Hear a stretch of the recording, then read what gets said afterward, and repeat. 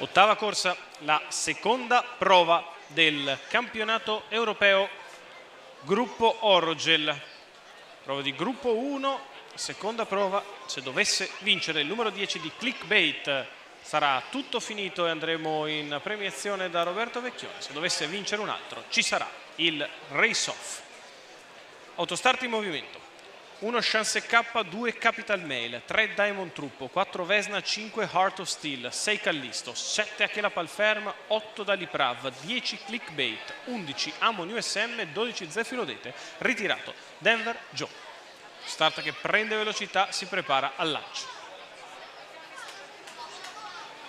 Partiti. Gran lotta, Chance K contiene Capital Mail che le prova tutte, ma Chance K in bocca alla prima curva al comando, galoppa all'esterno Heart of Steel. Numero 8 Daliprav squalificato, numero 5 Heart of Steel squalificato. La terza posizione in corda è per Diamond Truppo che precede Achela Palferm, mentre di fuori è rimasta Vesna, galoppa Daliprav. 14,5 per i primi 200 metri di corsa, al comando Chance K, seconda posizione per Capital Mail, Diamond Truppo in terza, il primo quarto di gara in 32.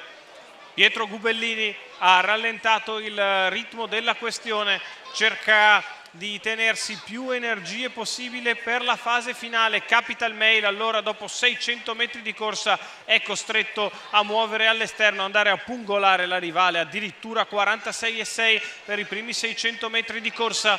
In vantaggio Chance K, Capital Mail che attacca all'esterno, c'è una frazione veloce sotto alle tribune, 14 spaccato, Capital Mail e Chance K uno accanto all'altro, Diamond Truppo che prova a non perderli di vista, poi Achela Palferm con accanto Vesna, quindi ancora Amon SM, la curva di destra passata in 13,8, 1,14,4 il primo chilometro, ma c'è stata una frazione in 27,8 non scritta, insiste all'attacco Capital Mail che attacca Chance K che si difende, Diamond Truppo che segue le mosse di Chance, sceglie la corsia interna perché ad Antonio Velotti sembra che viaggi meglio Chance K, c'è stata addirittura 13,4 per la retta di là, Chance K in vantaggio, Capital Mail con coraggio all'esterno, Diamond Truppo che attende l'open stretch per sprintare, Chance K in vantaggio, Capital Mail al largo, Diamond Truppo che si infila di dentro, lo scatto di Diamond Truppo, Chance K si difende da Diamond Truppo e Capital Mail, Chance K e Pietro Gubellini vincono